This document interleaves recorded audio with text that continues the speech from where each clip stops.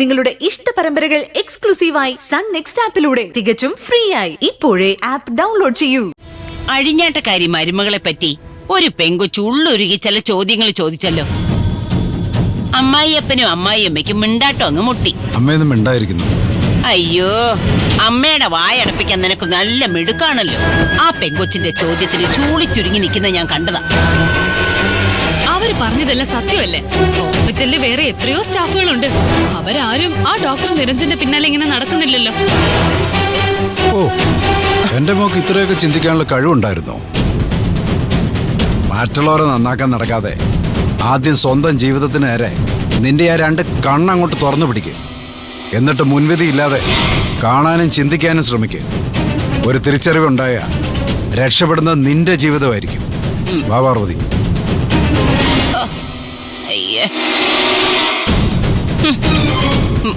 അവൻ പറയുന്നൊന്നും മോള് കാര്യമായിട്ട് എടുക്കണ്ട. ഉത്തരം മുട്ടുമ്പോ കൊഞ്ഞനം കുത്തുന്നതേ അവന്റെ പതിവ് രീതിയാ. നീ ഇങ്ങോട്ട് വാ. വാ.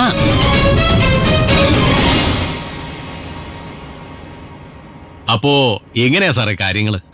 എന്റെ നമ്പ്യാരെ, ഈ സാറ് വിളി ഒന്ന് നിർത്ത്. ദൈവം അനുഗ്രഹിച്ചാൽ അടുത്ത് തന്നെ നമ്മൾ ബന്ധുക്കളാവാൻ പോകുന്നവരാ. ദൈവം സഹായിക്കും. തീരുമാനം ഇവിടത്തേതാ. തീരുമാനം സിത്തുവിന്റേതല്ലേ? നടക്കേണ്ടത് നടക്കും. വിവാഹം സ്വർഗത്തിൽ തീരുമാനിക്കുന്നു, ഭൂമിയിൽ നടത്തപ്പെടും എന്നല്ലേ? ചില അലയൻസുകളൊക്കെ നരകത്തിലും തീരുമാനിക്കപ്പെടും.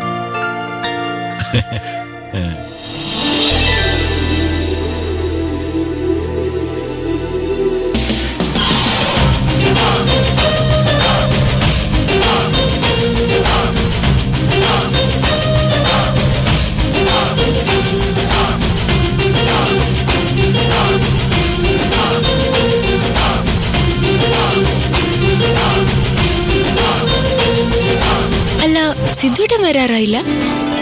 ഓ, സിദ്ധുവേട്ടൻ പെണ്ണിന് കൊട്ടും കുറവേന്നും വേണ്ട. ഇപ്പോഴേ ഇവിടെ അങ്ങ് നിന്നാ മതിയെന്നായി.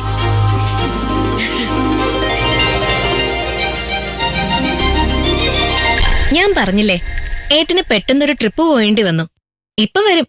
ടൗണിൽ എത്തിയിട്ടുണ്ടെന്ന് വിളിച്ചു പറഞ്ഞായിരുന്നു. സിത്തുവിന്റെ കാര്യങ്ങളൊക്കെ അറിഞ്ഞ് നിങ്ങൾ മുന്നോട്ട് വന്നതിൽ ഒത്തിരി സന്തോഷമുണ്ട്. സിദ്ധുമോൻ അതിനെന്താ ഒരു കുഴപ്പം? എന്താ ഒരു കുറവ്? അല്ല, അവന്റെ ശരീരത്തിൽ തുടിക്കുന്നത് വേറെ ആരുടെയോ ഹൃദയമാ. അതിനെന്താ സിദ്ധുവിന്റെ അച്ഛ? നമ്മള് വണ്ടിക്ക് പല കമ്പനികളുടെ ടയർ ഇടാറില്ലേ? എന്നിട്ട് അങ്ങ് ഓടും. ലക്ഷ്യത്തിലെത്തിയാലെത്തി. ഇടയ്ക്ക് വെടി തീർന്നാ തീർന്നു. അത്രയേ ഉള്ളൂ.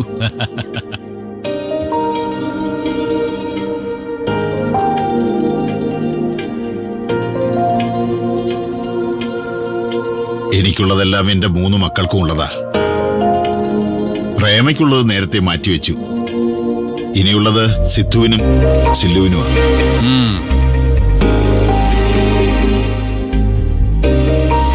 എന്നുവെച്ച് ഇനി നിനക്കൊന്നും ഇല്ല എന്നല്ല കേട്ടോ. ഒന്ന് പോ അച്ഛാ. സിദ്ധുവിന്റെ കാര്യം ഭംഗിയായിട്ട് നടന്നാ മതി. അല്ല, സിദ്ധുവിന്റെ കാര്യം മാത്രം നടന്നാ മതിയോ? സിന്ദഗി മോളുടെ അല്ല, സില്ലുമോളുടെ കാര്യവും കൂടി നമുക്ക് നടത്തണ്ടേ?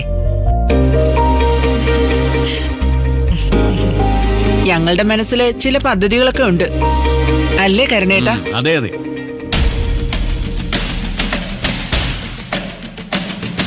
വഴിയെ പറയാം, സമയമുണ്ടല്ലോ. ആദ്യം സിദ്ധുവിന്റെയും മയൂരുടെയും കാര്യം നടക്കട്ടെ. അതെ അതെ.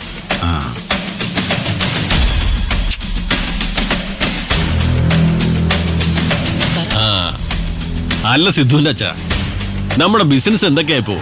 അല്ല, നമ്പ്യാർക്കറിയാലോ, ഇവിടെയും തമിഴ്നാട്ടിലുമായിട്ട് കുറെ സ്ഥലമുണ്ട്. 2-3 ഫ്ലാറ്റുകളുണ്ട്.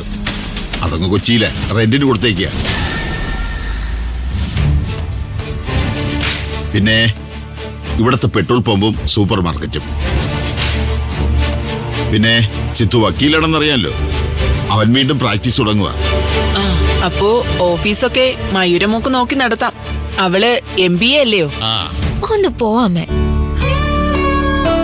ഞാൻ സിദ്ധുവേട്ടന്റെ കാര്യങ്ങളും ഈ വീടിന്റെ കാര്യങ്ങളും ഒക്കെ നോക്കി എന്റെ ഈ 2 നാത്തുമാരോടും കിന്നാരൊക്കെ പറഞ്ഞ് ഇവിടെ ഇരുന്നോളാം. കണ്ടില്ലേ കരുണേട്ടാ, പെണ്ണിനിപ്പോ നമ്മളെയൊന്നും വേണ്ട, അതെ. അവൾ ഇവിടുത്തെ കാര്യായി.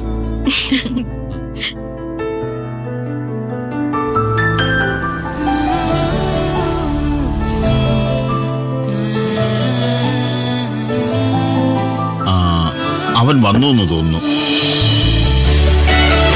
ആ അതെ ഏട്ടനാ. വാ.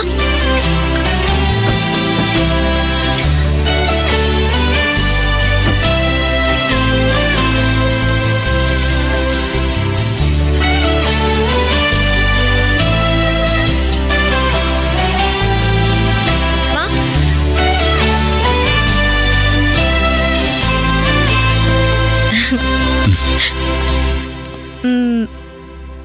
മനസ്സിലായോ ആരാന്ന്?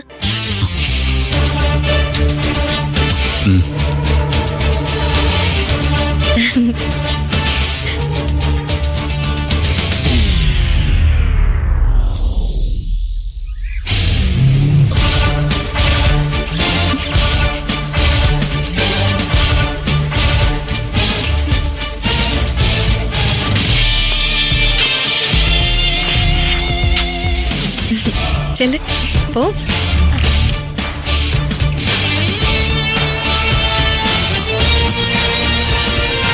ആ വന്നല്ലോ ഞങ്ങളുടെ ഹീറോ.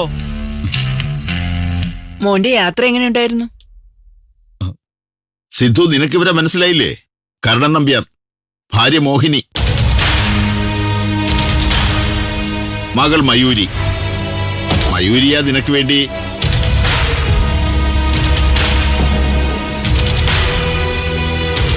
മയൂരി ആദ്യമായിട്ടായിരിക്കും സിദ്ധുവിനെ കാണുന്നതല്ലേ? സിദ്ധേട്ടനെ ഞാൻ ഇൻസ്റ്റയിൽ ഫോളോ ചെയ്യുന്നുണ്ട്. ആഹാ.